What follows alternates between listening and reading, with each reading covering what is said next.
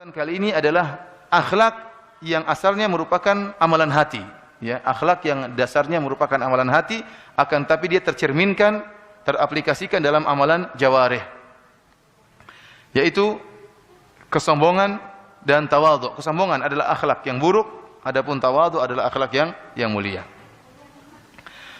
Adapun kesombongan al-kibr, ya, maka dia merupakan akhlaknya iblis. Akhlaknya iblis. Sebagaimana tadi Ustaz Ahmad Zainuddin menukil perkataan Syekhul Islam bahwasanya dosa yang pertama kali dilakukan terhadap Allah Subhanahu wa taala adalah dosa kesombongan yang dilakukan oleh iblis. Al-la'in ar-rajim, yang terlaknat, ya. Yang tatkala Allah Subhanahu wa taala merintahkan iblis untuk sujud kepada Adam. Wa idz qala rabbuka lil malaikati isjudu li adama fasajadu illa iblis. Tatkala Allah memerintahkan malaikat untuk sujud kepada Adam, maka mereka semuanya sujud kecuali iblis. Kenapa? Aba, dia enggan. Kenapa dia enggan? Wastakbar, karena sombong. Dia sombong, tidak mau sujud kepada Adam. Kenapa dia sombong? Dia sombong dengan unsur penciptaan dia. Dia merasa tinggi. Ana khairun minhu, khalaqtani min nar wa khalaqtahu min tin. Kau ciptakan aku dari api, sedangkan kau ciptakan Adam dari tanah, sehingga dia tidak mau sujud kepada Adam alaihi salam.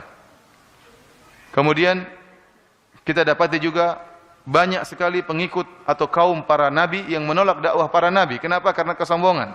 Allah sebutkan dalam Al-Quran dalam banyak ayat. Allah mengatakan, qala al-mala'u alladhina istakbaru min qaumihi. Berkatalah orang-orang yang sombong dari kaumnya. Mereka menolak apa? Dakwah para nabi. Kenapa? Karena kesombongan mereka. Tidak mau menerima dakwah para nabi. Oleh karenanya orang-orang yang sombong dihinakan di akhirat kelak. Dihinakan tatkala di padang mahsyar. Kata Nabi sallallahu alaihi wasallam, yuhsyarul mutakabbiruna yaumal qiyamah amsal adh-dhar fi suwarir rijal.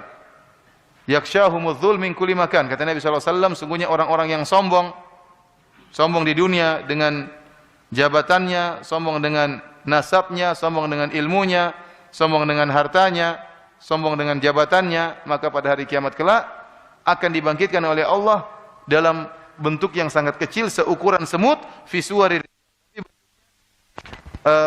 tubuh kecilnya seperti semut, tapi bentuknya bentuk manusia. Kata Nabi SAW, amsalad dzar visuari rijal.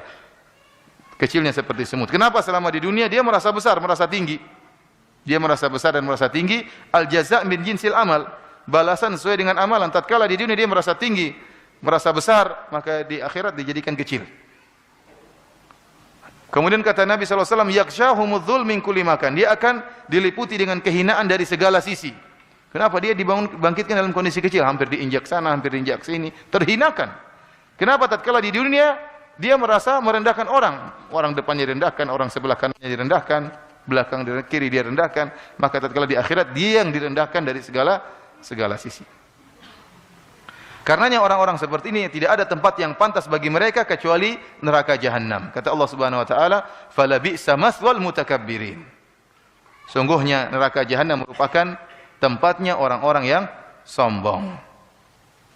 Ikhwani fillah wa akhwati fiddin, azanillahu wa iyyakum. Kenapa kesombongan merupakan dosa yang sangat dibenci oleh Allah Subhanahu wa taala? Sampai-sampai dalam hadis kata Nabi sallallahu alaihi wasallam, la yadkhulul jannata man kana fi qalbihi mithqalu dzarratin min kibr. Kata Nabi sallallahu alaihi wasallam, orang tidak akan masuk surga seorang yang dalam hatinya ada kesombongan meskipun sebesar dzarrah. Sebesar dzarrah. Dzarrah itu apa? Dzarrah sebagian ahli tafsir menyebutkan dzarrah itu ada 3 penafsiran. Yang pertama, dzarrah adalah semut kecil. Semut itu kecil bentuknya atau tidak? Belum lagi anak semut. Lebih kecil lagi. Kalau kita naik pesawat, semut kelihatan enggak? Udah kelihatan. Artinya semut itu kalau ada semut kecil naik di baju kita, 2 lah atau 3 orang semut lagi ngobrol-ngobrol di sini, kita enggak rasa. Saking ringannya, tidak kita merasa berat dengan 3 semut tersebut. Tidak. Dia ngobrol-ngobrol, kita juga enggak dengar, enggak tahu dia ngobrol apa. Saking kecilnya semut tersebut. Artinya kalau antum ambil semut tadi, antum letakkan di daun timbangan, maka tidak akan mempengaruhi timbangan tersebut. Kenapa? Saking ringannya semut tersebut. Ini namanya dzarrah. Tafsiran yang berikutnya yang disebut oleh para ulama, dzarrah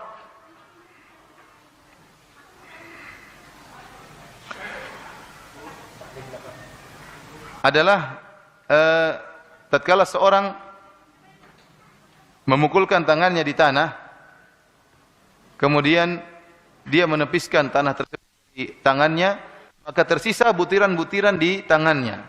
Butiran-butiran tersebut kalau diambil satu itu dzarrah. Itulah dzarrah dalam bahasa Arab. Yang seandainya butiran tersebut kalau diletakkan di timbangan, maka tidak akan memberi pengaruh terhadap timbangan. Tafsiran yang ketiga yang dimaksud dengan dzarrah adalah debu-debu yang berterbangan, yang kalau seorang misalnya membuka jendela kemudian masuk cahaya matahari, maka kelihatanlah butiran-butiran debu tersebut. Yang seandainya kalau tidak masuk matahari tidak kelihatan. Nah, kalau kita ambil satu butir dari butiran-butiran tersebut, itu namanya dzarrah. Kalau kita letakkan di timbangan tidak ada pengaruhnya sama sekali. Artinya apa?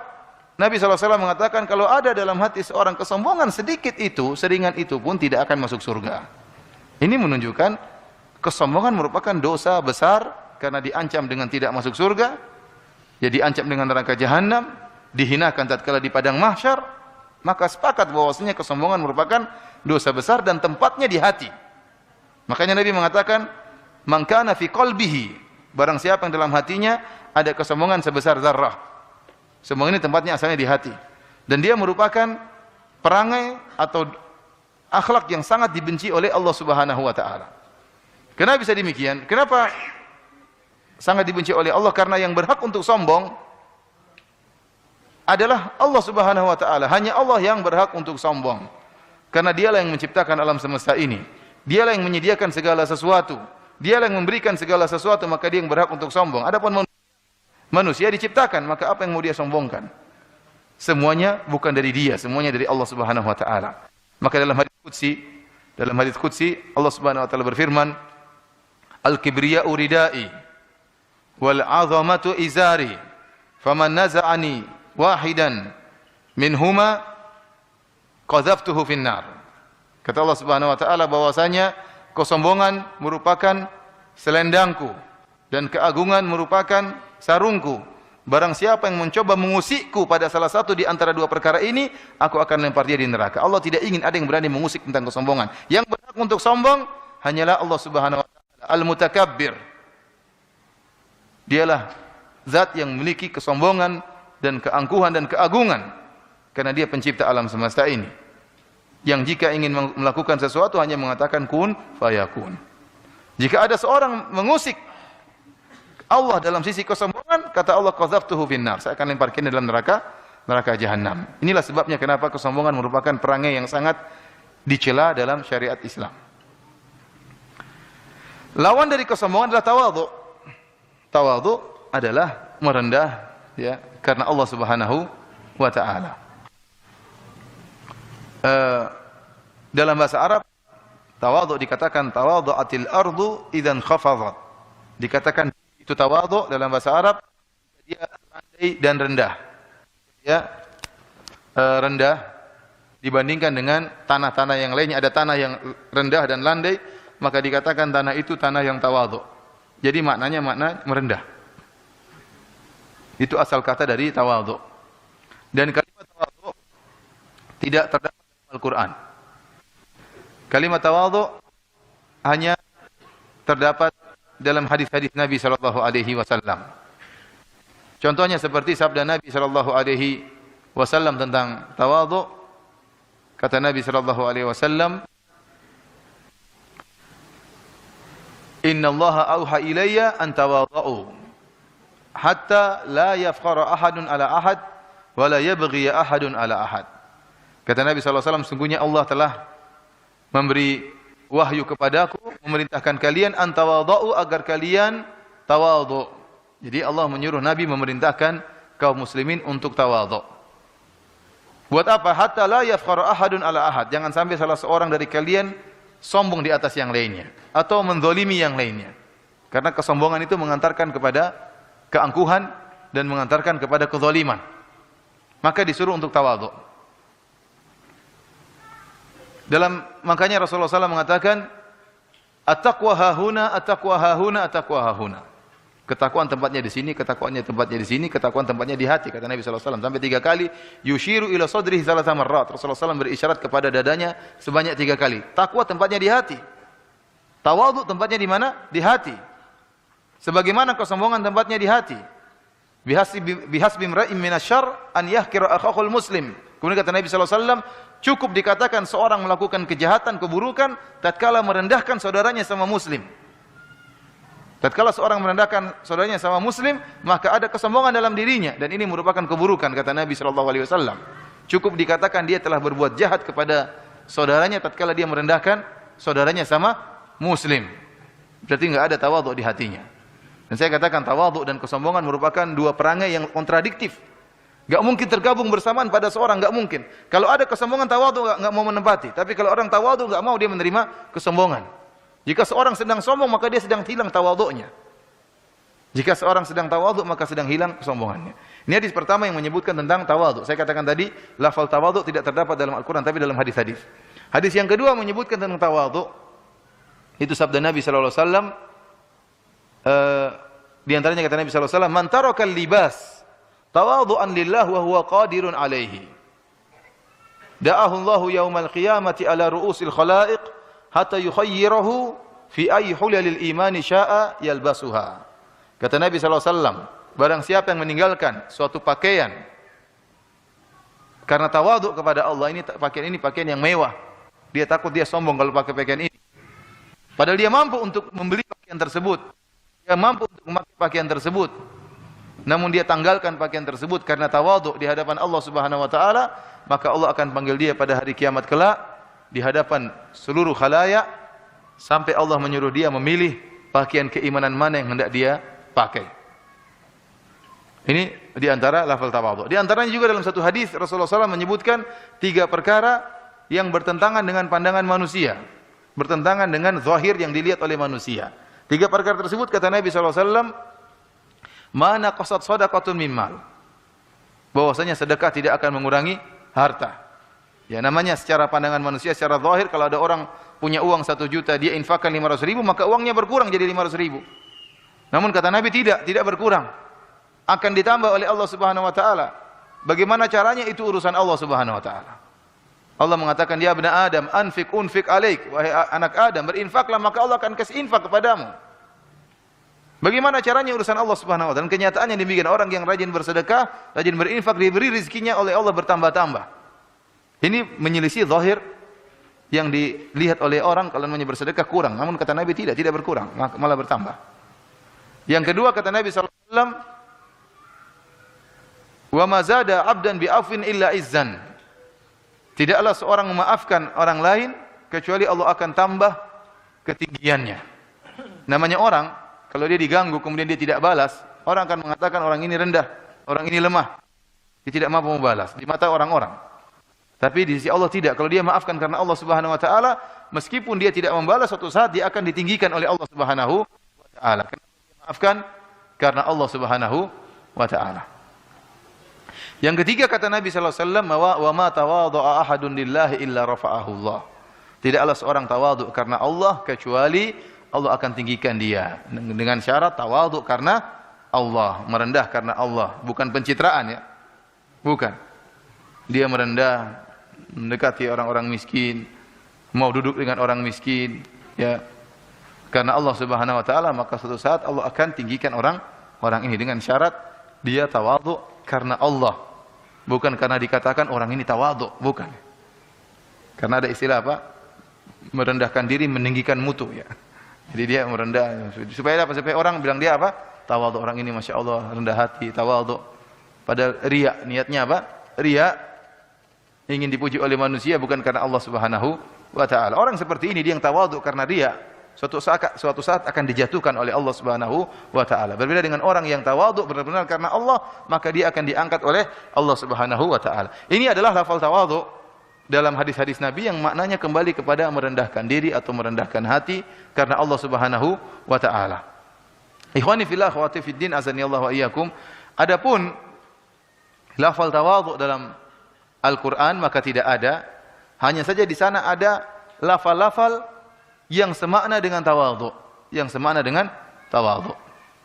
Contohnya seperti dalam Al-Qur'an tatkala Allah Subhanahu wa taala memuji ibadur rahman. Allah berfirman, wa ibadur rahman alladzina yamshuna 'alal ardi hauna wa idza khatabahumul jahiluna qalu salama walladzina yabituna lirabbihim sujada wa qiyama, dan seterusnya. Kemudian di akhir ayat kata Allah, ulaika yujzaunal ghurfata bima sabaru wa yulqauna fiha tahiyatan wa salama. Allah menyebutkan tentang ibadur rahman, hamba-hamba rahman yang kemudian Allah kabarkan mereka masuk surga. Allah menyebutkan ciri-ciri mereka yang membuat mereka masuk surga. Ciri pertama yang Allah sebutkan, alladzina yamshuna 'alal ardi hauna. Mereka adalah orang-orang hamba-hamba Allah yang berjalan di atas muka bumi hauna. Sebagian ahli tafsir mengatakan mutawadhi'in. Mereka berjalan dengan tawadhu. Ya, karena kesombongan itu nampak dari gaya jalan. Orang yang sombong jalannya beda. Ya. Orang tawadhu jalannya biasa-biasa saja. Biasa-biasa, merendah, tidak apa namanya, gayanya tidak dibuat-buat, jalannya tidak dibuat-buat. Jalan seperti biasa, seperti orang biasa. Ini hamba-hamba Ar-Rahman. Wa idza khatabahumul jahiluna qalu salama. Kalau mereka dikata-katain oleh orang-orang jahil, mereka mendoakan keselamatan bagi kalian. Mereka tidak balas karena tawadhu, ya, karena Allah Subhanahu wa taala. Ini haunan maknanya artinya mutawadhiin, ya. Kemudian contohnya lagi dalam Al-Qur'an Allah sebutkan tentang Nabi sallallahu alaihi wasallam, kata Allah, "Wakhfid janahaka limanittaba'aka minal mu'minin." Wahai Muhammad, rendahkanlah dirimu, ya, rendahkanlah sayapmu, artinya rendahkanlah dirimu, ya, menggunakan kalimat janah, ya, sebagai kiasan dari sayap, maksudnya kiasannya adalah kerendahan. Rendahkanlah dirimu kepada siapa? Kepada orang-orang yang mengikutimu dari kaum mukminin. Ini perintah Allah kepada Nabi sallallahu alaihi wasallam, dan benar-benar Nabi sallallahu alaihi wasallam menerapkan tawadhu Nabi di hadapan para sahabat. Luar biasa tawadhunya Nabi sallallahu alaihi wasallam. Sebagai contoh, Rasulullah SAW di antara tawadhu'nya beliau bermusyawarah dengan para sahabat. Dalam Al-Quran Allah Subhanahu Wa Taala berfirman, "Walau kunta faddan, fabima rahmatin minallahi linta lahum." Karena rahmat Allah Subhanahu Wa Taala, engkau lembut terhadap mereka para sahabat. Walau kunta faddan ghalidhal qalbi lam faddu min hawli. Kalau seandainya engkau Muhammad mulutmu kasar, hatimu keras, maka para sahabat akan kabur, lari darimu. Padahal ini para sahabat, orang-orang mulia. Namun kalau Nabi mulutnya keras, mulutnya kasar, hatinya keras, maka para sahabat akan kabur. Kemudian kata Allah, fa'fu anhum wastaghfir lahum wasyawirhum fil amr. Kata Allah, maafkanlah mereka. Wastaghfir lahum. Kalau mereka salah, ampunilah mereka. Bukan cuma itu, mohonkan ampunan bagi mereka. Ini tingkat tawadhu yang luar biasa. Ya ikhwan, kebanyakan kita, ya, kalau kita diganggu sama orang, pernahkah kita sujud kemudian, ya Allah, ampunilah dia, ya Allah. Dia telah menjelek-jelekan aku, ya Allah. Ampunilah dia. Maafkanlah dia. Pernah kita gitu enggak? Oh, kita bilang, Allah, mampuskanlah dia. Berilah pelajaran bagi dia, ya Allah. Begitu orang tersebut telah celaka, lihat dia kualat sama saya. Ya. Kebanyakan kita seperti itu. Kebanyakan manusia kalau diganggu ingin membalas. Itu sifat dasar manusia. Ingin membalas kalau diganggu. Akan tapi Allah mengajarkan kepada Nabi tidak. Fa'fu anhum, kalau mereka bersalah padamu, maafkan mereka. Bukan cuma itu, wastaghfir lahum, dan mohonkanlah ampunan bagi mereka. Kalau kita mau mengalahkan ego kita, menghilangkan keangkuhan kita, ada orang mencaci maki kita, kita sujud, dalam sujud kita mengatakan, ya Allah, ampunilah dia, ya Allah, berilah petunjuk kepadanya. Maka Allah pasti menambahkan keimanan dalam diri kita. Tapi itu berat. Berat kita mau berdoa, ya Allah, ampunilah dia, ya Allah. Sementara dia sudah keluar-keluar menjelek-jelekan kita di mana-mana, menuduh kita dengan tuduhan yang tidak-tidak. Berat bagi kita, kita katakan, ya Allah, ampunilah dia, ya Allah. Tambahkanlah rezekinya, ya Allah. Kita bilang, ya Allah, mampuskanlah dia. Berilah pelajaran baginya. Namun Nabi SAW memaafkan para sahabat. Kalau ada yang salah, Rasulullah SAW maafkan, bahkan mohonkan ampunan bagi mereka. Kemudian kata Allah, wasyawirhum fil amr, dan bermusyawarahlah dengan para sahabat. Ini di antara tawadhu'nya Nabi SAW. Nabi adalah seorang yang sering bermusyawarah dengan para sahabat. Padahal dia adalah seorang Nabi, dan dia seorang yang cerdas. Nabi bukan sembarangan, Nabi cerdas. Dan demikianlah para anbiya, mereka cerdas. Nabi enggak boleh ada yang bodoh. Ya, karena kalau ada nabi yang bodoh, tolol. Nanti kalau jadi nabi, orang-orang menghina, kamu dulu tolol sekarang mau jadi nabi. Maka nabi tidak ada yang bodoh. Nabi cerdas-cerdas. Seluruh nabi sebelum mereka menjadi nabi, mereka adalah orang-orang yang cerdas, yang tidak punya cacat, sehingga tidak bisa dijadikan celah untuk mencela mereka setelah mereka diangkat menjadi nabi. Dan Nabi SAW orang yang cerdas. Di antara bukti kecerdasan Nabi banyak. Di antaranya seperti tatkala kisah peletakan batu Hajar Aswad. Sebagaimana kita tahu, tatkala Nabi berumur 35 tahun, ya 5 tahun sebelum beliau diangkat menjadi nabi, Ka'bah direnovasi, Ka'bah dihancurkan, kemudian dibangun kembali oleh orang-orang Quraisy. Mereka bekerja sama. Tatkala tiba peletakan Hajar Aswad, mereka khilaf, berselisih di antara mereka. Masing-masing kabilah merasa dialah yang lebih berhak untuk meletakkan Hajar Aswad. Karena mereka tahu Hajar Aswad batu yang sangat mulia, yang meletakkannya harus orang yang mulia. Maka khilaflah di antara mereka, dengan khilaf yang keras hampir-hampir terjadi pertumpahan darah di antara mereka. Masing-masing kabilah mengatakan, saya yang meletakkan Hajar Aswad, yang lain tidak mau mengalah, saya yang meletakkan Hajar Aswad. Sampai akhirnya mereka pun ada kesepakatan begini saja, kita berikan keputusan ini kepada orang yang pertama kali masuk di Masjidil Haram. Tatkala mereka menunggu, ternyata yang pertama kali masuk di Masjidil Haram adalah Nabi SAW melalui Babu Sofa. Maka Nabi masuk, maka mereka semua sepakat, mereka mengatakan, Atanal Amin, telah datang kepada kita orang yang terpercaya, orang yang amanah. Radhina bil Amin, kita ridho dengan keputusan orang yang amanah. Maka Nabi menjadi hakim di antara mereka. Ya Rasulullah, ya Muhammad, ini ada kasus begini-begini, bagaimana solusinya? Nabi cerdas. Kata Nabi, gampang, ya, mudah, tinggal ambil kain, dibentanglah kain tersebut, Hajar Aswad taruh di tengah. Ya udah, angkat barang-barang daripada ribut. Mereka setuju saja. Mereka angkat barang-barang. Sudah sampai di tempatnya, Nabi yang taruh. Mereka enggak bilang, oh kurang ajar, ini ngibulin kita ini. Yang naruh dia, bukan kita. Tapi Nabi bisa bersikap sehingga mereka ridho. Tidak ada yang protes setelah itu. Padahal yang naruh siapa? Nabi SAW. Ini menunjukkan cerdas. Bisa menguasai kondisi, tidak mudah. Kalau enggak mereka, wah kurang ajar ini. Ini bohongin kita ini. Kita yang katakan, nanti dia yang letakkan. Nabi sudah menunjukkan Nabi orang yang cerdas, bisa mencari solusi dan bisa menguasai kondisi sehingga mereka tidak protes kepada Nabi SAW. Intinya Nabi seorang yang cerdas.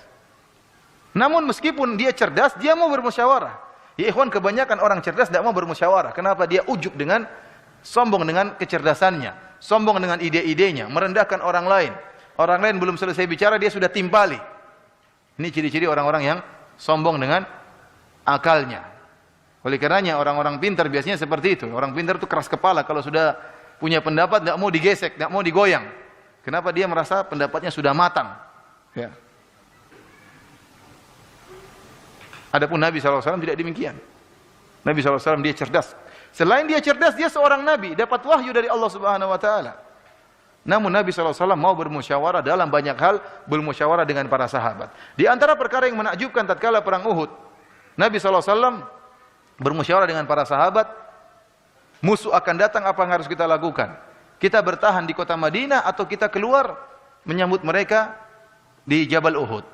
Maka kebanyakan orang-orang tua seperti Nabi, Abu Bakar, Umar, orang-orang senior, sahabat senior mengatakan, enggak, kita dalam kota Madinah saja, enggak usah keluar. Kenapa? Karena manfaatnya banyak. Orang-orang musuh tidak tahu, orang-orang kafir tidak tahu seluk-beluk kota Madinah. Kalau mereka masuk tinggal kita panahin saja, gampang. Namun anak-anak muda dari kalangan kaum Ansor terkhususkan tidak mau. Mereka mengatakan, kita sambut mereka. Kita dulu di zaman jahiliyah kita keluar menyambut musuh. Apalagi sekarang dalam Islam kita sambut mereka. Jangan sampai mereka mengatakan kita penakut. Ini semangat anak-anak muda, terutama anak-anak muda yang tidak sempat ikut perang Badar. Maka akhirnya musyawarah terjadi, akhirnya Nabi ngalah, subhanallah, Nabi mengalah dan Nabi mengatakan, sudah, kita ikut pendapat anak-anak muda. Dia memperhatikan semangat mereka. Mereka lagi semangat, maka Nabi SAW mengalah dan akhirnya memilih pendapat anak-anak muda. Maka Rasulullah SAW pun setelah salat asar masuk di rumahnya, kemudian Nabi SAW memakai baju perangnya, siap berangkat. Akhirnya anak-anak muda tersebut menyesal. Waduh, kita ini maksa-maksa Nabi. Karena mereka agak maksa. Kita maksa-maksa Nabi. Maka mereka manggil, kalau tidak salah, Hamzah. Sampaikanlah kepada Nabi SAW, amruna li amri kataba. Sampaikan kepada Nabi Muhammad SAW bahwasanya kami ngikutlah, terserah Nabi. Biar kita di Madinah. Maka datanglah Hamzah atau sahabat yang lain menuju Nabi Muhammad SAW menyampaikan bahwasanya para pemuda sudah menyesal dan mereka mengatakan amruna li amrika taba. Kami hanya mengikuti pendapatmu wahai Nabi sallallahu alaihi wasallam.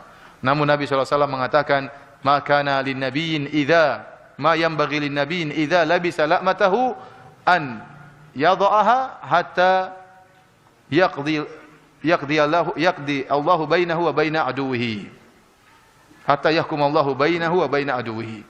Kata Nabi sallallahu alaihi wasallam, tidak pantas bagi seorang nabi kalau sudah pakai pakaian perangnya, kemudian dia lepaskan pakaian perangnya sampai Allah memberi hukum antara dia dengan musuhnya. Maka Nabi mengatakan kita berangkat. Ini menunjukkan apa? Nabi menghormati keputusan musyawarah. Musyawarah sudah diputuskan, maka keputusan tersebut harus dijalankan. Ya, ini menunjukkan serius. Orang harus tegas tatkala menjadi pemimpin. Maka berangkatlah Nabi SAW. Terjadilah perang Uhud, ternyata para sahabat kalah. Kalah atau tidak? Kalah, banyak yang meninggal. Nabi tidak bilang, kalian sih gara-gara ide yang konyol, enggak. Coba kalau kita di Madinah, tidak. Nabi SAW tidak marah-marahin mereka.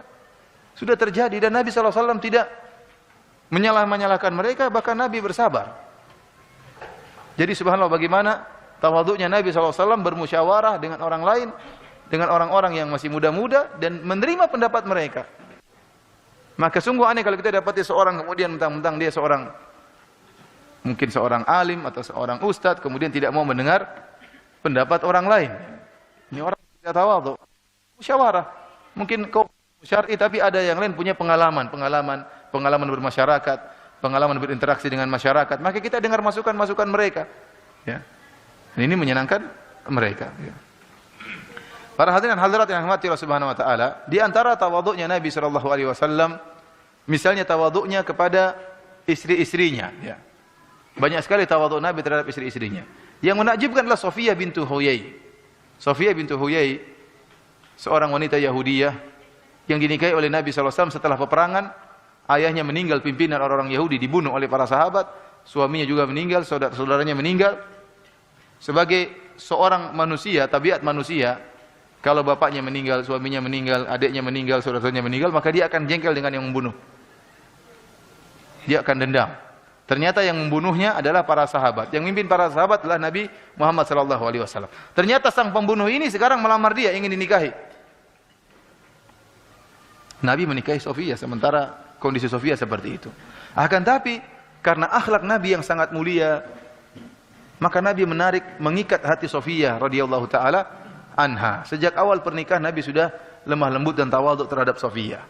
Di antara tawadhu'nya Nabi sallallahu alaihi wasallam, sebagaimana dilihat oleh para sahabat, tatkala Sofiyah hendak naik di atas ontanya, maka Nabi meninggikan pahanya, lututnya ditinggikan untuk pahanya supaya diinjak oleh apa?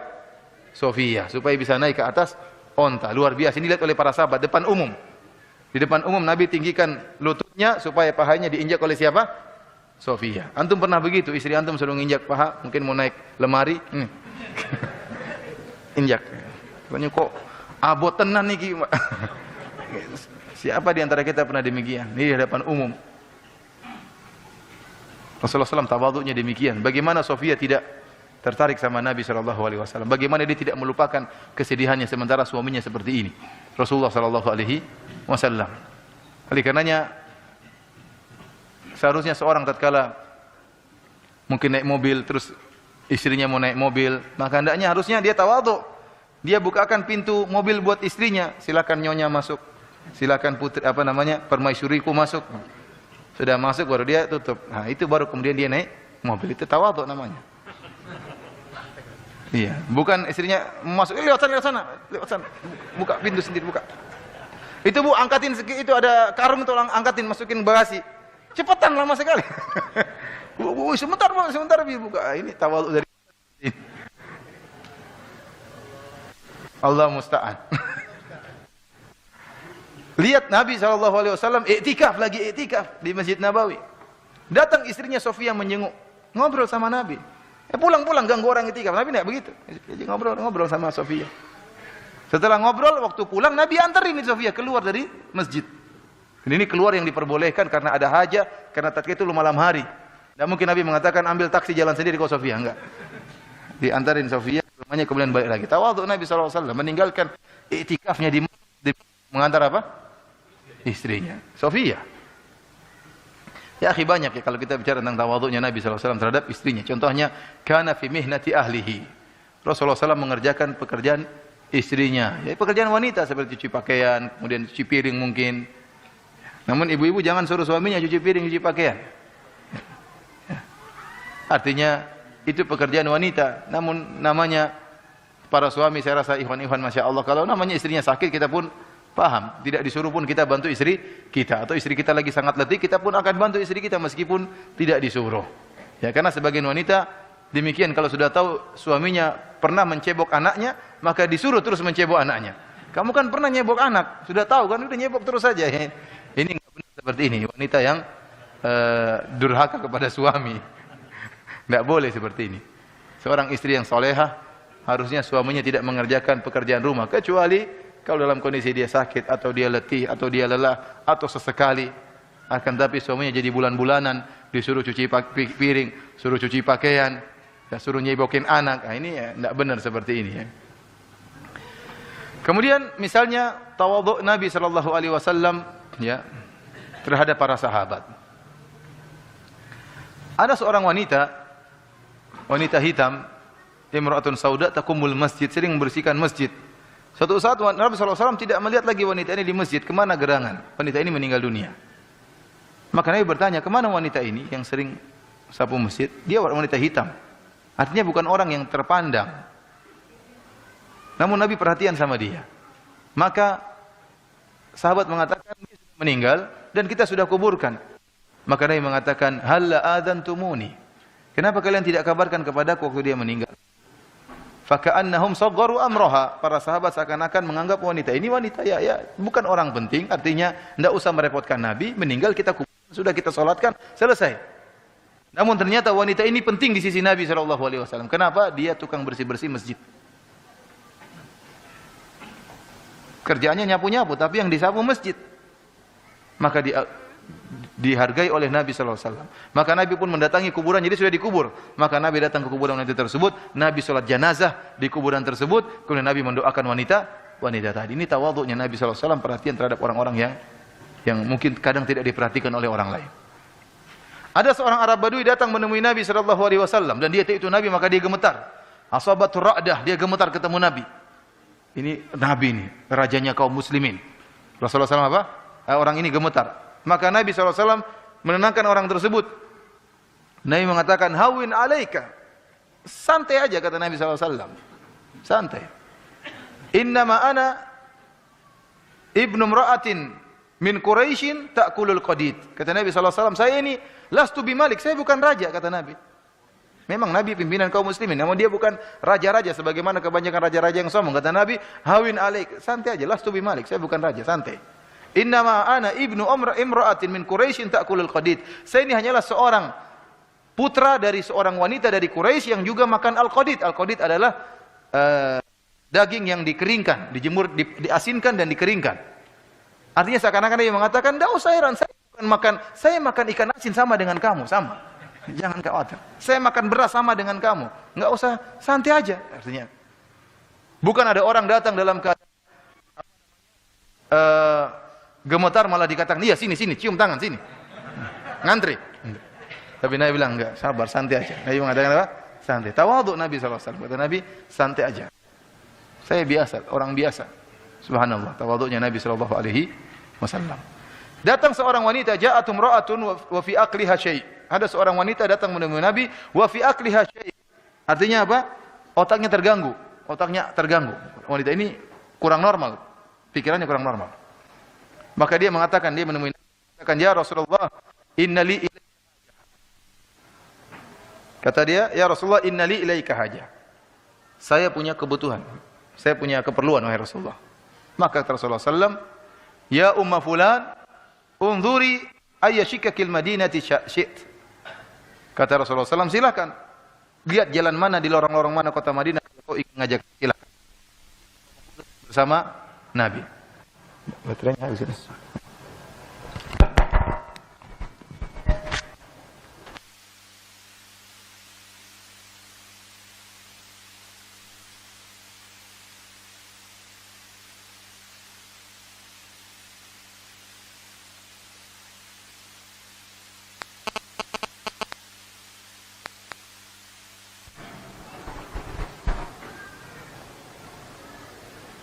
Jadi wanita ini punya keperluan, dia ingin curhat kepada Nabi sallallahu alaihi wasallam, maka Nabi mengatakan, "Ya umma fulan, unzuri ayyashikakil madinati syi't." Jalan mana yang kau inginkan ngomong sama saya, silakan. Maka dia pun bawa Nabi sallallahu alaihi wasallam, maka mereka pun berbicara berduaan dan dilihat oleh sahabat yang lain. Maka Nabi sallallahu alaihi wasallam berbicara dengan wanita tersebut sampai selesai. Artinya perhatikan bagaimana tawadhu'nya Nabi sallallahu alaihi wasallam. Ini orang otaknya terganggu, namun Nabi mau mendengarkan apa? Curhatnya. Oleh karena para ikhwan, kalau antum ada orang punya keperluan sama antum, maka antum bantulah. Kalau dia punya butuh curhat sama antum, kalau antum punya waktu, ya, maka dengarkanlah curhatnya. Saya tahu kita semua sibuk, masing-masing apa? Punya kesibukan. Ustadz sibuk, antum juga sibuk, ya. Tapi jangan sok sibuk, itu aja. Ya. Semua orang punya kesibukan, namun jangan sok sibuk. Terkadang orang mau ketemu kita bilang iyalah kita sibuk. Namun terkadang kalau kita enggak sibuk, maka jangan sok sibuk. Memang kita waktu banyak, kita butuh belajar, kita butuh buat anak-anak, butuh waktu untuk istri. Tapi ada saja waktu tatkala orang ingin curhat sama kita, maka kita berikan waktu kepada dia. Ya. Meskipun kita cuma mendengarkan, ya kita bisa apa sih? Ada orang datang, Ustaz, utang saya banyak Ustaz. Susah sekali Ustaz. Gimana Ustaz? Saya ditagih-tagih terus Ustaz. Kita mau apa? Kita bilang ya sabar. Banyak doa, sholat malam. Itu yang bisa kita lakukan. Kita nggak bilang ini uang, nggak ada juga uang. Kita bilang bukan kamu, saya juga punya utang. Dia langsung KO kalau gitu. Ya, kita beri jawaban juga yang baik. Kita bilang, ya akhi, berdoalah, bertawakal kepada Allah. Kalau orang bertawakal, insya Allah ada jalan keluar. Bertakwa kepada Allah, jauhi maksiat. Itu yang bisa kita lakukan. Namun hal itu sudah menenangkan hatinya, mengurangi bebannya. Ya. Lihat Nabi SAW ada waktu buat perempuan yang otaknya nggak beres, otaknya terganggu. Ya, Nabi berikan waktu kepada wanita tersebut. Nabi SAW ya tawadhu bukan cuma kepada orang dewasa, bahkan kepada anak-anak juga beliau tawadhu. Ya. Betapa sering Nabi SAW menggonceng sahabat. Sampai seorang ulama menulis tentang buku nama-nama orang yang pernah dibonceng oleh Nabi SAW, sekitar 30 sahabat yang pernah dibonceng oleh Nabi SAW di atas himar beliau. Kendaraan Nabi juga bukan kuda, tapi apa? Himar. Kemudian dia menggonceng orang. Ya. Antum bagaimana tidak bangga tatkala ada bupati kemudian ngajak naik mobil sama antum, atau raja, atau ustadz misalnya ngajak naik, kan orang senang seperti itu. Nabi ngajak, dan anak-anak di antara yang diajak oleh Nabi SAW, seperti Mu'adz bin Jabal, kemudian Hasan dan Husain, Abdullah bin Ja'far, contohnya Fadl bin Abbas, kemudian misalnya Usama bin Zaid, ya. Ini yang pernah dibonceng oleh Nabi sallallahu alaihi wasallam. Tawadhu'nya Nabi sallallahu alaihi wasallam terhadap anak-anak. Ininya para hadirin rahmatillah subhanahu wa taala, Nabi sallallahu alaihi wasallam benar-benar menerapkan firman Allah, "Wakhfid janahaka liman ittaba'aka minal mu'minin." Hendaknya engkau merendahkan dirimu di hadapan orang-orang yang beriman di antara kaum mukminin. Dan Rasulullah SAW benar-benar tawadhu di hadapan para sahabat beliau. Kita kembali kepada lafal-lafal dalam Al-Quran yang maknanya tawadhu atau melarang untuk sombong. Di antaranya seperti Allah Subhanahu wa taala berfirman tentang nasihat Luqman Al-Hakim kepada anaknya. Luqman mengatakan, ya, waqsid fi masyik waqdud min sautik inna ankaral aswati la sautul hamir.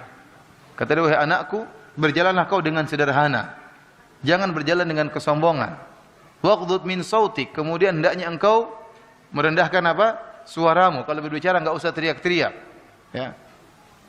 Jangan angkuh sehingga berbicara dengan nada tinggi. Kata Luqman Al-Hakim, inna ankaral aswati la sautul hamir. Sungguhnya suara yang paling buruk adalah suaranya himar. Suaranya himar. Artinya kalau kau merasa bangga dengan suara yang keras, maka ingatlah kalau begitu himar lebih hebat daripada kamu. Kenapa? Karena himar suaranya sangat keras. Kalau himar sudah berteriak, suaranya sangat keras. Oleh karenanya suara keras tidak menunjukkan ketinggian akhlak seseorang. Kalau hanya sekedar keras-kerasan suara, maka himar lebih hebat daripada kamu. Ya ikhwan, seorang sombong itu dalam hati, tapi nampak dari perkataan, nampak dari sikap, ya. Kata wala tusair khaddaka linnas. Di sebelumnya dia mengatakan kepada anaknya, wala tusair khaddaka linnas. Janganlah kau malingkan wajahmu tatkala kepada di hadapan manusia. Kalau kita berbicara dengan orang, lihat dia senyum, kita juga senyum. Dia salami dengan senyum, kita juga balas dengan senyum. Bukan dengan wajah yang masam, ya. Ada orang yang gitu, orang datang salam maka dia tidak dilihat, cuma begini-begini, tidak dilihat orang tersebut. Ini tidak boleh seperti ini. Dia sudah datang dengan senyum, kita pun apa? Kita senyum. Kecuali kalau antum capek sekali untuk senyum berat, kayaknya sakit kalau senyum, maka tidak apa-apa, enggak usah senyum. Kalau mau senyum kayaknya sakit badan, ya jangan senyum. Itu uzur, ma'dzur. Dapat uzur. Tapi kalau senyum saja gampang, ngapain kita mahal-mahal jual senyum kita? Tadi saya katakan kesombongan asalnya tempatnya di hati, akan tapi nampak dari sikap kita, dari wajah kita, ya. Dari gaya omongan kita. Makanya dalam hadis disebutkan juga orang yang dibenci oleh Allah Subhanahu wa taala di antaranya ats-tsartsarun, al-mutasyaddiqun, ya. Al-mutasyaddiqun itu orang yang kalau ngomong terlalu menggunakan bahasa-bahasa yang susah supaya orang menyangka dia hebat dalam berbicara, pakai istilah-istilah asing, ya. Padahal ngisi pengajian isinya orang awam semua, ngomongnya era globalisasi macam-macam lah. Pokoknya ngomongnya pakai bahasa-bahasa yang kita nggak ngerti juga ini ngomong apa. Ya kalau dia berbicara di kampus-kampus nggak jadi masalah, ya. Tapi bicara sama orang awam kemudian pakai istilah-istilah susah untuk menunjukkan dia orang pintar, ini sombong. Tidak disukai oleh Allah, dibenci oleh Allah Subhanahu wa taala. Pokoknya semua perkara yang menunjukkan kesombongan dibenci oleh Allah Subhanahu wa taala. Dibenci. Apa gaya jalan, apa gaya ngomong, apa sikap wajah tatkala berbicara, semuanya yang menimbulkan kesombongan, yang menunjukkan kesombongan dibenci oleh Allah. Karena apa? Karena kesombongan itu sangat dibenci oleh Allah Subhanahu wa taala. Di antara ayat dalam Al-Qur'an yang memerintahkan untuk tawadhu dan melarang kesombongan, seperti dalam surat Al-Isra kata Allah Subhanahu wa taala, "Wala tamshi fil ardi maraha." Jangan kau berjalan di atas kesombongan. Kata Allah, "Innaka lan takhriqal arda wa lan tablughal jibala tula." Jangan kau sombong, sungguhnya kau tidak bisa menembus bumi dan tinggimu tidak bisa menyamai gunung. Maka jangan sombong kata Allah Subhanahu wa taala.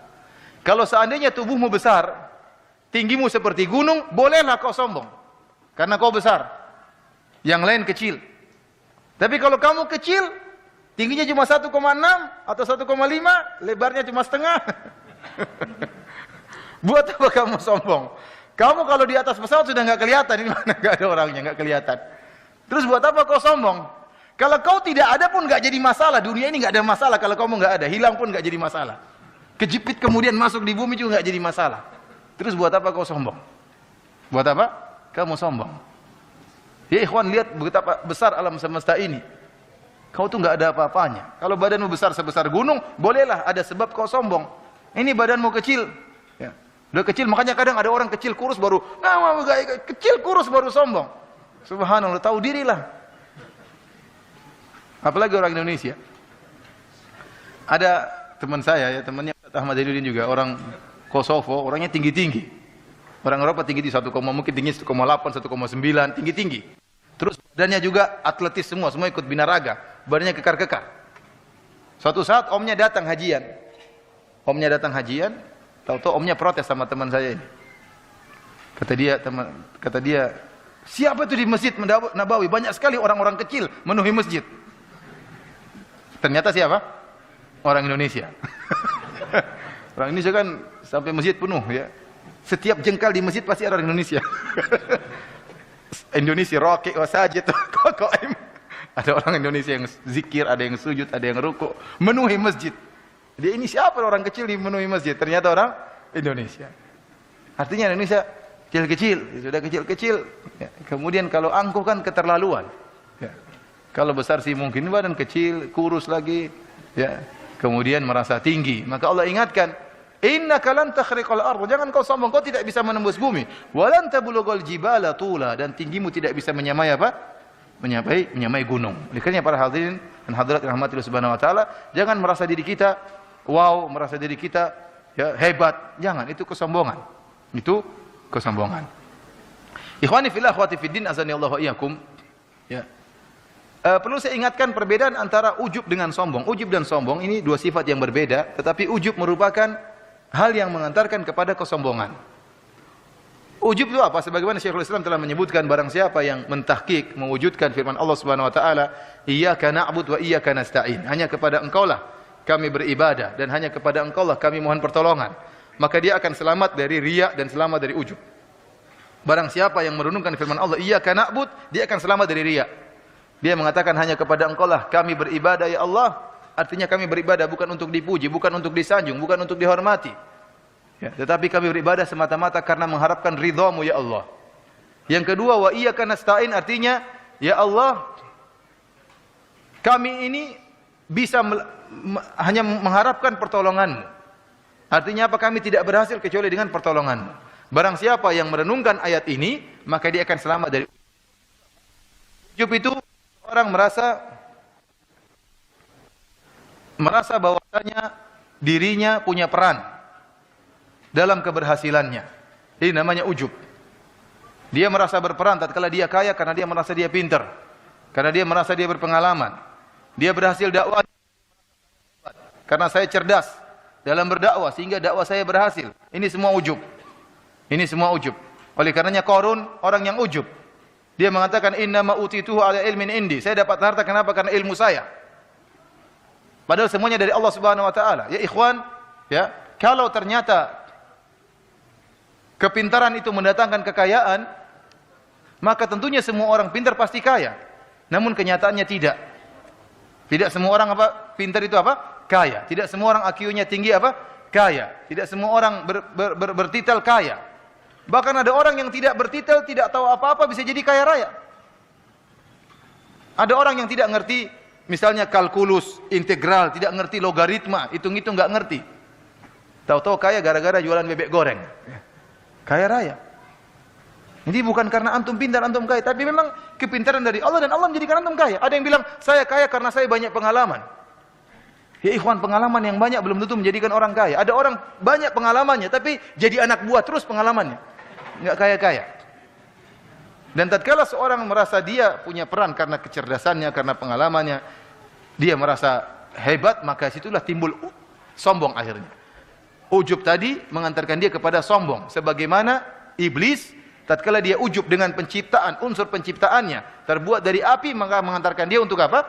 Untuk sombong. Jadi ujub bukan sombong, namun ujub mengantarkan kepada kesombongan.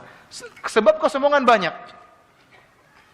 Ada orang sombong karena pakaian, bisa atau tidak? Bisa. Tadi lihat kata dalam hadis ya, Rasulullah SAW mengatakan, "Man tawadha'a al-libasa tawadhu'an lillah wa huwa qadirun alaihi." Seorang yang meninggalkan pakaian karena tawadhu, pakaian itu dia bisa beli, dia bisa pakai. Namun dia tinggalkan tawadhu karena Allah Subhanahu wa taala, maka Allah akan berikan dia pakaian yang indah, pakaian keimanan pada hari kiamat. Dalam hadis kata Nabi sallallahu alaihi wasallam, "Bainama rajulun yamshi mimman kana qablakum wa alaihi burdani wa huwa yatabakhtaru fihima idh khusifa bihi al-ard wa huwa yatajaljalu fiha ila yaumil qiyamah." Kata Nabi sallallahu alaihi wasallam, kalau ada seorang berjalan dari orang-orang sebelum kalian dan dia memakai 2 lembar pakaian, dia sombong dengan 2 pakaiannya tadi. Jadi sombong itu bisa dengan baju. Dia pakai baju yang mewah, kemudian dia sombong, tiba-tiba Allah benamkan dia dalam bumi sehingga dia tergoyang-goyangkan dalam bumi sampai hari kiamat. Ya ikhwan, baju bagus boleh, baju indah boleh. Makanya tatkala ada seorang bertanya kepada Nabi sallallahu alaihi wasallam, "Ar-rajul yuhibbu an yakuna thawbuhu hasanan wa na'luhu hasanatan." Ya Rasulullah, ada seorang suka bajunya bagus dan suka sendalnya bagus. Apakah ini sombong? Kata Rasulullah SAW, bukan kesombongan. Innallaha jamilun yuhibbul jamal. Allah maha indah dan suka dengan keindahan. Jadi keindahan boleh. Keindahan boleh. Namun jangan sampai pada tingkatan israf, berlebih-lebihan, dan jangan menjadikan keindahan tersebut sebagai sarana untuk sombong. Indah itu boleh, namun bukan sebagai bahan kesombongan. Oleh karenanya, laki-laki ini tatkala memakai pakaian yang mewah, kemudian dia sombong, maka tenggelamlah dia dalam bumi. Kalau baju saja bisa bikin sombong, apalagi mobil. Iya atau tidak? Sangat mungkin mobil bisa bikin sombong. Ya ikhwan, kalau antum beli mobil harganya 1,5 miliar. Waktu antum sudah naik dalamnya, perasaan antum lain, berubah kayaknya. Dulu waktu antum punya mobil harganya 200 juta, kalau ketemu orang, Assalamualaikum, waalaikumsalam maksudnya kan. Tapi kalau Assalamualaikum, waalaikumsalam, wah lain, rasanya lain. Iya, Assalamualaikum. Ya. Kenapa mobilnya 1,5 miliar? Bukan berarti orang yang punya mobil 1,5 miliar sombong, enggak ya ikhwan. Enggak, saya tidak mengajari antum menuduh orang, enggak, ini masing-masing pribadi. Bahkan saya tahu ada seorang yang dia sengaja beli mobil mewah supaya dia mudah untuk berdakwah. Dia bilang kalau saya pakai mobil murah Ustaz, mereka hinakan saya. Tapi waktu saya mewah, mereka suruh ngaji pada ngaji semua. Tapi masing-masing saya tidak menyuruh menuduh orang. Ada orang memang dia senang dengan mobil seperti itu, bukan karena sombong, tapi dia hobi dengan mobil seperti tertentu. Kita tidak sedang menuduh orang. Tapi saya katakan bahwasanya mobil sangat mudah untuk menjadikan orang sombong. Ya. Tapi kalau antum naik motor, bagaimana? Terpaksa antum tawadhu. Terpaksa tawadhu. Bagaimana mau sombong? Motornya jelek. Gimana? Gak mungkin antum sombong. Kenapa? Mau sombong dengan apa? Orang mobil-mobil semua ambil ketabrak. Gimana mau sombong? Terpaksa tawadhu. Demikian juga sombong dengan harta. Lihatlah Qarun dibenamkan oleh Allah Subhanahu wa taala karena sombong dengan hartanya. Fa kharaja ala qaumihi fi zinatihi. Qala alladziina yuriduna al-hayata ad-dunya ya laita lana mithla ma utiya Qarun. Tatkala Qarun keluar dengan penuh perhiasannya, dengan hartanya, dengan pakaian yang indah, maka orang-orang yang menghendaki dunia mengatakan kami ingin bisa seperti apa? Seperti Qarun. Maka Allah benamkan dia, fa khasafna bihi wa bidarihil ard. Kami benamkan dia dan juga rumah mewahnya semuanya dibenamkan, hartanya dibenamkan oleh Allah Subhanahu wa taala. Jadi bahaya ikhwan, hati-hati. Antum terkadang punya barang-barang mewah jangan sampai dijadikan bahan untuk apa? Kesombongan. Rumah luas boleh. Di antara kebahagiaan baitun wasi', rumah yang luas. Bahagia kalau punya rumah luas. Tapi ingat, jangan sampai dijadikan bahan kesombongan. HP boleh bagus. Tapi jangan jadi bahan apa? Sombongan. Ada orang pernah tanya sama saya, Ustaz, saya waktu ngisi pengajian di Jakarta, ada ibu yang tanya, Ustaz, saya ini alhamdulillah rezeki saya banyak. Saya juga suka bersedekah, Ustaz. Tidak dulu dia pelit. Dia bilang, saya suka bersedekah, Ustaz. Tapi boleh enggak saya beli tas harganya 600 juta? Subhanallah. Bukan 60 juta, tas harganya berapa? 600 juta. Tas apa itu? Apakah tas tersebut mobil bisa diisi dalam tas tersebut? Tasnya cuma kecil sama dengan tas kita, ukurannya saya paling 20 cm kali 20 cm. Ngapain tas 600 juta? Buat apa coba? Buat apa? Apa bentuknya sangat indah atau apa? Akhirnya apa? Seperti barang-barang seperti ini bisa mengantarkan kepada kesombongan. Ingat sabda Nabi, "Man taraka libas tawadhu'an lillah." Dia tinggalkan karena Allah Subhanahu wa taala. Ya, Allah akan beri balasan bagi dia di akhirat kelak. Demikian juga di antara yang bisa menimbulkan kesombongan adalah nasab. Banyak orang sombong dengan nasabnya. Mentang-mentang keturunan ini, keturunan anu, mentang-mentang darah biru, darah hijau, ya dia merendahkan yang lainnya. Ternyata bukan darah hijau, buta hijau. Sombong. Sombong dengan saya keturunan raja ini, saya keturunan anu. Ya enggak apa-apa, nasab yang mulia enggak jadi masalah, tapi jangan dijadikan bahan kesombongan. Jangan dijadikan bahan kesombongan. Di antara sebab kesombongan adalah dengan ilmu. Ini sangat bahaya. Di antara hal yang rawan menjadikan orang sombong adalah ilmu.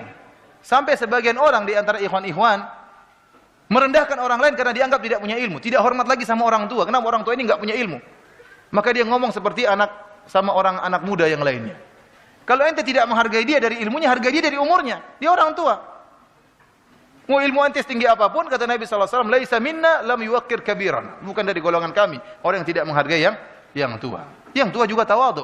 Wa yarham saghiran. Yang tua juga sayang sama yang muda. Karena terkadang sudah ngaji malah tidak punya akhlak. Sama orang tua cuek, dianggap seperti orang biasa. Tidak benar seperti itu. Orang ilmu terkadang, ilmu yang seharusnya buat orang tawadhu malah menjadi apa? Menjadi ilmu menjadikan orang sombong. Ibarat kita tahu bahwasanya dalam pepatah bahasa Indonesia, padi semakin berisi semakin apa? Merunduk. Harusnya begitu. Bukan semakin tegak berdiri, enggak.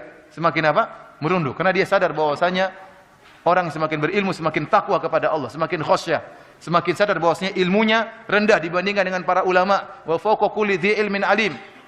Di atas orang yang berilmu masih ada orang yang berilmu. Yang jadi masalah terkadang orang-orang yang tidak pernah keluar dunia, ya, cuma di kampungnya saja, dia baru berilmu sedikit, dia merasa hebat. Dia tidak tahu masih banyak orang-orang ilmu yang berilmu yang lain. Dia baru pulang kampung, dia merasa dirinya pendekar, ternyata sudah banyak pendekar selain dia. Oleh karena para hadirin rahmati Allah Subhanahu wa taala, ini bahaya masalah ilmu. Saya pernah ditanya sama orang, Ustaz saya ini kok belajar ilmu, orang pengajian. Ustaz saya belajar ilmu, tapi saya merasa semakin angkuh Ustaz. Tolong nasihati. Saya bilang, kamu sombong tidak pada tempatnya. Ilmu apa yang kau sudah miliki sehingga kau sombong? Ilmu apa? Bahasa Arab aja nggak bisa, Quran saja tidak hafal, kemudian mau sombong. Apa yang mau dibanggakan? Coba antum ke Madinah lihat, anak-anak masih muda-muda, kecil-kecil sudah hafal Quran. Terus antum sudah apa? Terus mau sombong. Lihat di Madinah, umur 3 tahun di Madinah sudah bisa bahasa Arab. Antum nggak bisa, sampai sudah tua gini mau mati belum bisa bahasa Arab. Terus mau sombong. Oleh karena ikhwan, hati-hati ya, jangan sombong dengan ilmu. Demikian juga jangan sombong dengan keberhasilan dakwah, hati-hati. Ini ujub ya, merasa dirinya dengan dakwahnya berhasil, kemudian dia mengatakan, sayalah yang membuka dakwah, kalau bukan saya tidak berhasil, ya. Merasa bahwasanya saya yang punya peran, ya. Saya yang memikirkan dakwah. Ya ikhwan, yang mikir dakwah banyak orang, bukan ente saja. Yang Allah gerakkan hatinya untuk memikirkan dakwah bukan ente saja, masih banyak. Kalau ente mati pun enggak jadi masalah. Masih banyak para dai lain yang akan menjalankan dakwah Allah Subhanahu wa taala.